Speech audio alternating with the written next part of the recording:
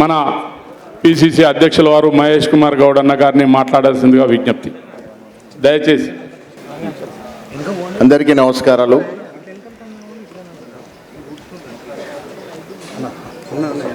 ఈ కార్యక్రమాన్ని గత కొన్నేళ్లుగా క్రమం తప్పకుండా సర్వై పాపన్న మహారాజ్ని గుర్తు చేయడం కాకుండా మనందరు కూడా స్ఫూర్తినిస్తూ ఈ కార్యక్రమాన్ని నిర్వహిస్తున్న తమ్ముడు రామారావు గౌడ్ గారికి నేను మనస్ఫూర్తిగా అభినందనలు. గౌరవ ఏఐసిసి సీనియర్ నాయకులు, మన కులస్తులు, ఉత్తరప్రదేశ్ లాంటి పెద్ద రాష్ట్రానికి పిసిసి అధ్యక్షుడిగా ఎమ్మెల్యేగా పనిచేస్తున్నటువంటి రెస్పెక్టెడ్ అజయ్ లల్లు గారు, మీ అందరికీ సుపరిచితుడు, ధైర్యంగా గౌడ్ల కోసం మంత్రిగా పనిచేసేటటువంటి శ్రీనివాస్ గౌడ్ గారు,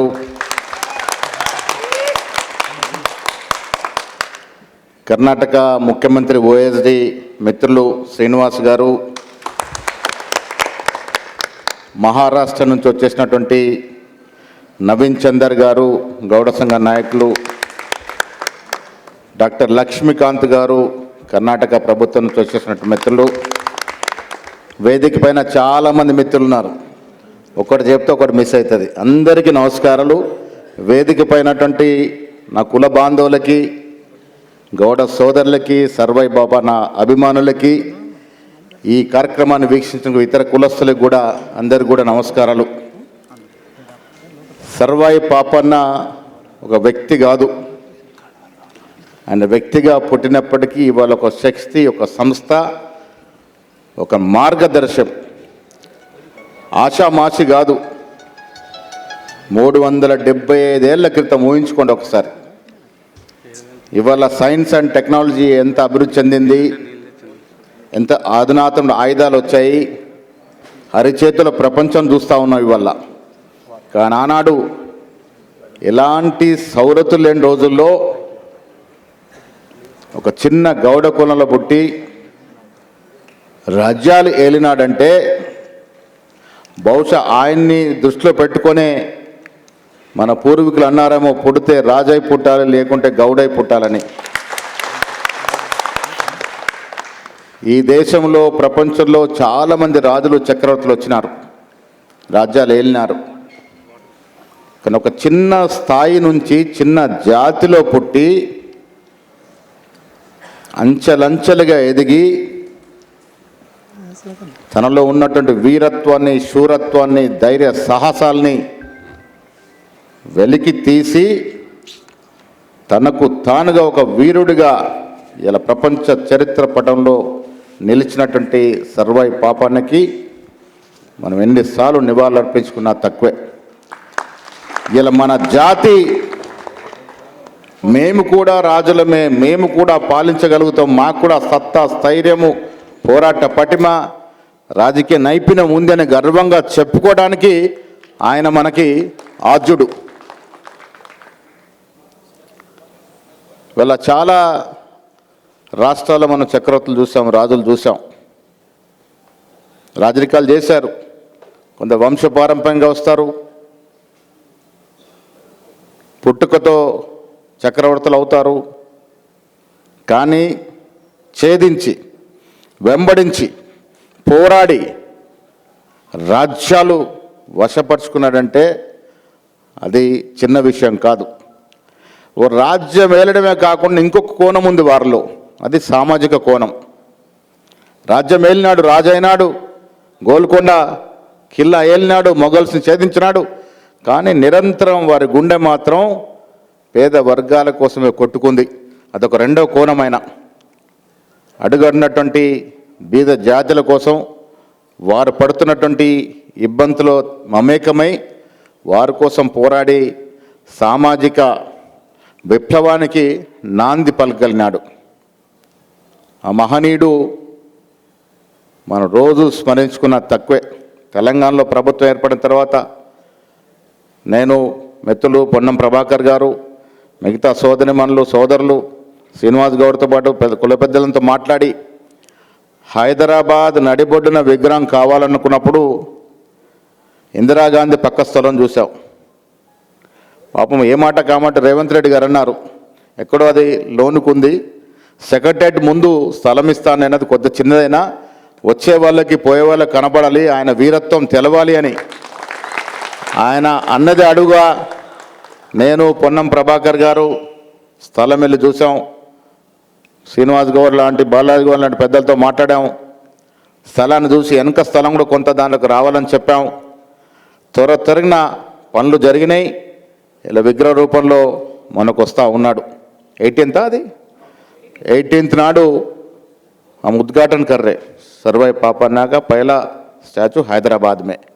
మిత్రుడు రామారావు చెప్పాడు, హైదరాబాద్లో అంత పెద్ద విగ్రహంతో ఆగదు, ప్రతి మండలానికి ప్రతి గ్రామానికి వెళ్ళాల్సిందే. ఎక్కడ అడ్డొస్తారో ఎక్కడ ఇబ్బందులు అవుతారో చెప్పండి, మాట్లాడతాం. సర్వాయి పాపన్న విగ్రహం పెట్టుకోవడం అంటే సంవత్సరం 2 సార్లు దండలేయడం కాదు. ఆ విగ్రహం అప్పుడల్లా మనలో ఉన్నటువంటి వీరత్వం, మనలో పౌరుషం పైకి రావాలి. ఆ స్ఫూర్తి కోసం విగ్రహాలు పెడతాం. మహనీయుల విగ్రహాలు ఎందుకు పెట్టుకుంటాం? వర్ధంతులు జయంతులకి పూలదండలు వేయడానికే కాదు, వారిని చూసిన ప్రతిసారి మనం జ్ఞానోదయం కావాలి. వారు పడ్డ కష్టం, వారు ఎంచుకున్న మార్గం, వారు చూపిన మార్గదేశం, వారి విజయాలు మనకు స్ఫూర్తిదాయం కావాలి, వారిని స్మరించుకునే విధంగా. సో అందుకోసమే ట్యాంక్ బండు సెక్రటరేట్కి వచ్చిన ప్రతి వ్యక్తికి సర్వాయి పాపన కనబడతాడు. హైదరాబాద్ వచ్చి సెక్రటరేట్ ట్యాంక్ బండ్ దాటందే ఎవరు కూడా హైదరాబాద్కు రాలేరు. ట్యాంక్ బండ్ దాటే వారికి, ట్యాంక్ బండ్స్ పోయే వారికి కూడా సర్వాయి పాపన కనబడతాడు. ఆ రకంగా వారు విగ్రహాన్ని పెట్టుకున్నారు. అదే మాదిరిగా జ్యోతిబా పూలే, సావిత్రిబాయి పూలే విగ్రహాలను కూడా అక్కడ అది కూడా ఆల్మోస్ట్ తయారైంది. నిన్నే మిత్రుడు ప్రభాకర్ చెప్పాను, కొద్ది హైట్ తక్కువ కనబడుతుందని. మళ్ళీ ఒకసారి చూడాలి మనం, దాని హైట్ కొంత ఇంకా పెంచితే ముందున చెట్లు వచ్చడం వల్ల కనబడుతుందా లేక హైట్ పెంచాలా, అది పెంచే ప్రయత్నం కూడా చేస్తామనే మాట కూడా సందర్భంగా మీకు మనవి చేస్తా ఉన్నాను. మిత్రులారా, ఇలాంటి కార్యక్రమాలు చేసుకోవడం వల్ల మనకు మనం స్ఫూర్తిదాయక అవుతాం, మనలో మనం కొంత ఉత్తేజం అవుతాం. వారు నడిచిన దారి, వారు ఎంచుకున్న దారి, వారు పోరాపట్ట పటిమలో మనకు 10% 2% వచ్చినా మనం గొప్పలమే. ఎందుకంటే వారు ఆ రోజు చేసిన త్యాగం ఇలా మనం ఈ ప్రపంచంలో సుఖంగా ఉన్నాం. అతను టెక్నాలజీ వచ్చింది, సౌకర్యాలు వచ్చాయి. ఆనాడు ఏమి రోజుల్లో వాళ్ళు మన కోసం పాటుపడ్డారు. ఆనాడు వారు పాటుపడ్డారు కాబట్టే ఇవాళ మనం ఈ స్థాయిలో ఉన్నాం. ఇలా హైదరాబాద్లో గౌడ్ హాస్టల్ నిలిచిందంటే ఆనాడు రాజా నర్సాగౌడ్, బాలాగౌడ్, కర్ణాటక బసవరాజు గారు, దాసప్ప గారు, ఈ హైదరాబాద్ సందడి ఎందరో మంది మహనీయులు పాటుపడితే ఇలా స్థలాలు నిలబడ్డాయి. ఇలా మనం పాటుపడి స్థలాలు తీసుకొస్తే మన వెనకొచ్చే తరాలకు నిలబడతాయి. మన తరం దాదాపుగా 60% 70%కి వచ్చాం. 50-60 మధ్య ఉన్నామంటే 60%కి వచ్చాం. మనం చేసే ప్రతి కార్యక్రమం మన కోసం కాదు, మన వెనకొచ్చే తరాలకు ఉపయోగపడాలి. అలాంటి కార్యక్రమాలు తీసుకుంటే మంచిదనే ఉద్దేశంతోనే మరి ముందుకు పోవాల్సిన అవసరం ఉన్నది. ఇలా కాంగ్రెస్ పార్టీ కూడా మీరు చూసినారు, రాజకీయాలకు అతీతంగా రాహుల్ గాంధీ గారు పాదయాత్ర చేసినారు. పాదయాత్ర వచ్చినటువంటి స్లోగన్ జిస్కి జితని ఆబాది ఉనికి ఉతిని భాగేదారి అని. ఆ స్లోగన్ ఇవాళ ఒక ఉద్యమంలాగా మారింది. రాహుల్ గాంధీ ఏమంటా ఉన్నారు, ఈ దేశంలో దాదాపు 85% మించి సంపద 10 మంది ధనికుల చేతుల్లో ఉంది. కేవలం 15% సంపద 85% జనంలో ఉంది. ఈ వ్యత్యాసం చాలా పెద్దదిగా ఉంది కాబట్టి ఆ వ్యత్యాసం తగ్గియాలన్నప్పుడు ఎస్సీ, ఎస్టీ, బీసీ, మైనారిటీలకి చెందినటువంటి వ్యక్తులకి ప్రభుత్వ ఫలాలు అందాలి. ఎప్పుడు అందుతాయి? ఇలా ఎస్సీ, ఎస్టీకి ప్రభుత్వ ఫలాలు అందుతూ ఉన్నాయి, కానీ బీసీలకు అందట్లే. దానిలో భాగంగానే మనం ఈ రాష్ట్రంలో రేవంత్ రెడ్డి గారు ముఖ్యమంత్రిగా, బట్టి విక్రమార్క గారు డిప్యూటీ సీఎంగా కుల సర్వే చేశాం. టీఆర్ఎస్ కూడా సపోర్ట్ ఇచ్చింది, బీజేపీ నాయకులు కూడా సపోర్ట్ ఇచ్చారు అసెంబ్లీలో. సీదా అది యాక్ట్ అయ్యే టైంకి ఢిల్లీలో ఆపెట్టినారు. బీసీ సంఘాలు 3 సార్లు ధర్నా చేశాం ఢిల్లీకి వెళ్ళి. ఆ చట్టం గిన వచ్చి మనకు అఫీషియల్గా ఆ చట్టం వస్తే ఇలా ఎస్సీ ఎస్టీలకు ఏ రకంగా అయితే రాజకీయ ఫలాలు అంతా ఉన్నాయో ప్రతిసారి మనం గొడవ పడుతూ ఉన్నాం. పోయినసారి గొడవ పడ్డాం, ఉత్తమ్ కుమార్తో గొడవ పడుతుంది, రేవంత్ రెడ్డి గారితో గొడవ పడుతుంది, మా సీట్లు పెంచాలని. ఇప్పుడు ఆ యాక్ట్ వస్తే ఎవరిని బతలాడే అవసరం ఉండదు. మనకు రావాల్సిన 40% సీట్లు 40% సీట్లు వస్తాయి మనకు. అది చేయాలంటే కేంద్రం అడ్డుపడతా ఉన్నారు. మోడీ గారు మరి బీసీ ప్రధానమంత్రి అవ్వట్లే. అసెంబ్లీలో అందరూ సహకారం చేశారు, బిల్లు పాస్ అయింది, ఢిల్లీకి పోయి ఆగింది. మా బీసీ నాయకులు పాపం చాలా కష్టపడ్డారు, కానీ అది అవ్వట్లే. అది అయ్యి ఉంటే మనకు అధికారికంగా మన హక్కులు మనకు వచ్చేవి. కానీ ఇవ్వ లేకుండా రేపు అవుతుంది. ఏదో ఒక రోజున దాన్ని చట్టం చేసుకుంటాం. మన ఫలాలు మనం తినాలి. ఈ దేశంలో దేశ సంపద, ప్రభుత్వ సంపద కేవలం ధనికుల కోసమే కాదు. ఆనాడు గాంధీ మహాత్ముడు జవహర్లాల్ నెహ్రూ, ఇందిరాగాంధీ రూపకల్పన చేసినటువంటి యాక్ట్లన్నీ కూడా ధనికుల లాభం కోసం. బ్యాంకుల జాతీకరణ, రాజాభరణల రద్దు, చక్రవర్తులు రాజుల యొక్క సంస్థానాల రద్దు, ఇవన్నీ కూడా సహసోక్తైనటువంటి నిర్ణయాలు. దానివల్లే ఇంత కొంత సోషలిజం పెరిగింది. మనకు ఇంకా పెరగాల్సిన అవసరం ఉన్నది. మనం ఏ అగ్రవర్ణానికి వ్యతిరేకం కాదు. నేను చాలా సందర్భాలు చెప్తాం. మా హక్కుల కోసం మేము పోరాడితే కొంతమంది మాకు వ్యతిరేకమైన చిత్రీకరించి మనం ఏం చేయలేము, దానికి ఎవడి కర్మ వాడదు. కానీ మా పోరాటం మాత్రం నిరంతరం సాగుతుంది. ఎందుకంటే మా హక్కుల కోసం పోరాటం ఇది, అంతే కదా. మనము రెడ్డికో, ఏ రావుకో, ఏ బ్రాహ్మడికో, ఇంకో కులం వాడికో వ్యతిరేకం కాదు. కానీ మాకు రావాల్సిన హక్కులు మేమెంత శాతం ఉన్నాం అంత శాతం రావాలని కోరుతా ఉన్నాం, అంతతో సైతతో కోరుతా ఉన్నాం. నేను చాలా సందర్భాలు చెప్తాను, అగ్రహం వాళ్ళ సహకారం కూడా కావాలి అని. ఇలా రేవంత్ రెడ్డి గారి సహకారంతో సర్వే అయింది. ఒక ముఖ్యమంత్రిగా వారు వద్దంటే అయ్యేది కాదు. వారు కూడా ఒక మాట అన్నాడు, సరే నన్ను కొంత మా వాళ్ళు ఇబ్బంది పెడతారేమో, కానీ నేను కూడా చరిత్రలో నిలిచిపోయే అవకాశం ఇది. కుల సర్వే చేయడం అనేది, ఒక రెడ్డి అయి ఉండి బీసీలో కుల సర్వే చేయడం ఒక చరిత్ర నిలిచిపోయే అవకాశం. అది నిజంగా సాకారమై ఉంటే గొప్ప అవకాశంగా ముందుకు పోయేది. రాజకీయాల్లో చాలామంది మాట్లాడతారు, రాజకీయాల్లోకి వచ్చాక చేయరు. నేను శ్రీనివాస్ గారిని చాలాసార్లు అభినందిస్తూ ఉంటాను. ఎందుకంటే రాజకీయాల్లో మంత్రి ఉండి ధైర్యంగా నువ్వు కార్యక్రమాలు చేసావు కులం కోసం. పార్టీ వేరైనా, మేము పార్టీలు వేరు పార్టీలైనా వాస్తవాలు మాట్లాడుకోవాలి. మన పూర్వీకులు ధర్మభిక్షం గారు కానీ, ఈవెన్ బాలగాడు గారు కూడా బయటకు పెద్దగా ఇది కాకపోయినా నిరంతరం బీసీల కోసం, గౌడ్ల కోసం కష్టపడ్డారు, తపన పడ్డారు, సొంత డబ్బులు ఖర్చు పెట్టినారు. గౌతులచ్చన్ లాంటి మహానాయకులు, కె కృష్ణమూర్తి గారు. రాజకీయాల్లో అవకాశం వచ్చినప్పుడు ఎవరైతే అవకాశాన్ని ఉపయోగించుకోరో, సద్వినియోగం చేసుకోరో, వానికంత మూర్ఖుడు ఇంకోరు ఉండరు. మనకు అవకాశం రానప్పుడు ఓకే, అవకాశం రాను మనం కూడా అందరిలాగే మోకరిల్లుతాం. కానీ అవకాశం వచ్చినప్పుడు మనతో అయినంతది చేస్తే సంతోషం. మా అజయ్ లల్లు గారు ఉన్నారు, అప్పుడు భయం వేస్తుంది. రాహుల్ గాంధీతో డైరెక్ట్ మాట్లాడతాడు, ఉన్నది ఉన్నట్టు मुंह पे बोल देते आप, मध्य प्रदेश भोपाल में देखो राहुल गांधी से लड़ रहे थे आप, मैं तो डर गया. అంటే కొంత ఇంత ఇదెందుకు ఈ కులంలో అది ఉంది, ఆ స్థైర్యము, ఆ ధైర్యము, ఆ ధీరత్వం ఉంది. మేము కూడా ఇలా ధైర్యంగా ఎందుకు మాట్లాడుతూ ఉన్నాం? ఎక్కడో పూర్వీకుల కణాల నుంచి వచ్చినటువంటి ధైర్యం, సాహసం మనకు ఉంది కాబట్టి ఆ రకంగా మాట్లాడగలుగుతూ ఉన్నాం. ఇంకొకటి కులం, మన కులాన్ని మనం ప్రేమించుకోవాలి, తప్పేం లేదు. నేను చాలా చోట్ల చెప్తాను, గౌడ కులం పుట్టినందుకు గర్వంగా ఉంది. Yes, I'm proud of my caste. కానీ వేరే కులాన్ని ఎక్కడ కించపరచొద్దు. ఆ పక్కన బీసీలు కావచ్చు, ఎస్సీలు కావచ్చు, అందరూ కావాలి. సమాజంలో మనకు అందరూ కావాలి. ఎవరిని కించపరచకుండా, ఎవరిని ఇబ్బంది పెట్టకుండా మన కులాన్ని మనం పెంచుకోవాలి. ఆ దశగా కార్యక్రమాలు చేసుకోవాలి. ఇవాళ రాజకీయ చేతనగా ఉన్నాం. మిత్రులు పొన్నం ప్రభాకర్ ఉన్నాడు, నేనున్నాను, మధు యాష్ గారు ఉన్నారు, మా పార్టీలో శ్రీనివాస్ గౌడ్ గారు అక్కడ ఉన్నారు, ఇంకెవరు మనకి స్వామి గౌడ్ గారు ఉన్నారు, చైర్మన్గా చేసినారు. తర్వాత కొత్త జనరేషన్కి రావాలి అవకాశం. ఇప్పుడు మన దగ్గర ఉన్నప్పుడు పంచకుంటే దానికి అర్థమే లేదు. నేను పీసీసీలో నేను కమిటీ వేసినప్పుడు రాహుల్ గాంధీ చెప్పాను, నాకు బీసీల సంఖ్య ఎక్కువ చేయమన్నాడు.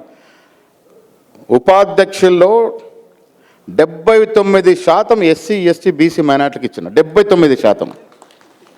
ప్రధాన కార్యదర్శిలో 76% ఇచ్చిన. నాకు కూడా ఇబ్బందులు వచ్చినాయి, కానీ అట్లా అడ్జస్ట్ చేసాం. అవకాశం వచ్చినప్పుడు చేసుకుంటూ పోతే కింది లీడర్షిప్ వస్తుంది. మనం ఒక స్థాయికి వచ్చినాము, కింది స్థాయి గ్యాప్ ఉండకూడదు. నేను మన కమ్యూనిస్ట్ పార్టీ మీటింగ్లో పెట్టాను, ఎందుకు మీ దాంట్లో తగ్గుతూ ఉందంటే గ్యాప్ వచ్చింది. పెద్ద నాయకత్వం పుష్కలంగా ఉంది కమ్యూనిస్ట్ పార్టీలో, కింద నాయకత్వం పెరగట్లే. నేను బాటంగా చెప్పాను, కమ్యూనిస్ట్ ఉండాలి ఈ దేశంలో అని చెప్పా. కమ్యూనిస్టులు ఉండాలి, సెక్యులర్ భావాలు కలిగిన పార్టీలన్నీ రావాలని చెప్పా. ఆ రకంగా ముందుకు పోవాల్సిన అవసరం. ఎవరైతే ఎస్టీ ఎస్సీ బీసీ బీద జనం గురించి ఆలోచిస్తారో, తపన పడతారో అలాంటి పార్టీలు మనుగడలో ఉండాలి.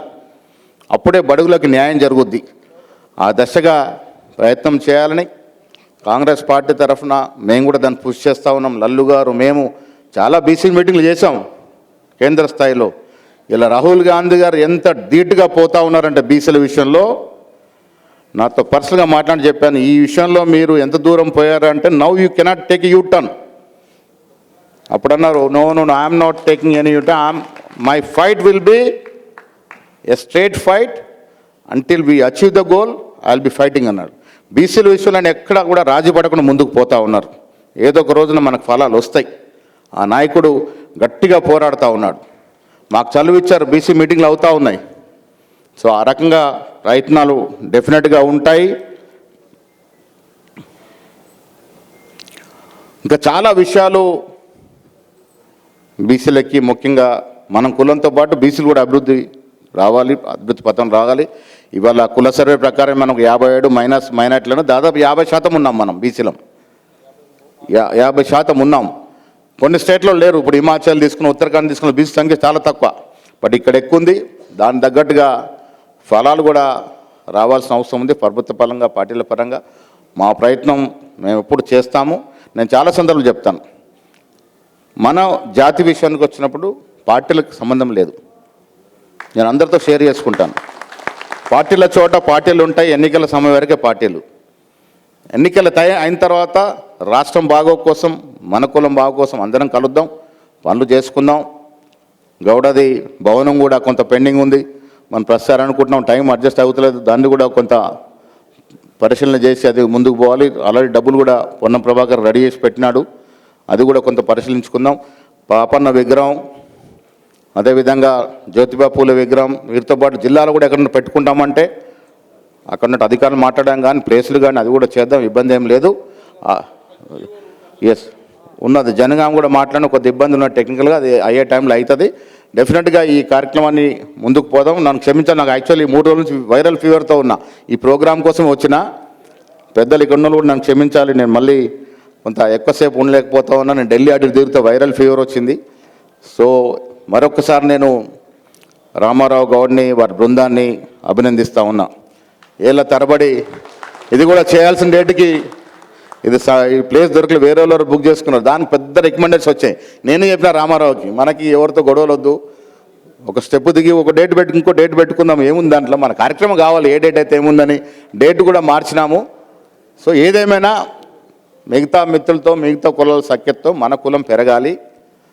రాజకీయంగా రావాల్సిన వాటా రావాలి. అన్నిటికి మించిన మీ అందరికీ నేను చాలా సందర్భాలు చెప్తాను, చదువు ఏ కులమైనా చదువు లేకుంటే ఏమీ లేదు. మనం వీళ్ళ వేదిక పైన నిలబడ్డామంటే మా పూర్వీకులు, మా తల్లిదండ్రులు చదివించారు కాబట్టే. చిన్నప్పుడు కాన్వెంట్స్లో, స్కూల్లో చదివించారు కాబట్టి ఈ లెవెల్కి వచ్చినాం. పిల్లలకి చదివించడం కొద్ది కష్టం, బీదవాళ్ళు కొద్ది కష్టమైనా చదువే సర్వం, గుర్తుపెట్టుకోండి. పిల్లలకి చదువు లేకుంటే బ్లాక్ అండ్ వైట్ టీవీ లాగా ఉంటుంది జీవితం. చాలామంది బ్లాక్ అండ్ వైట్ చూస్తుండరు.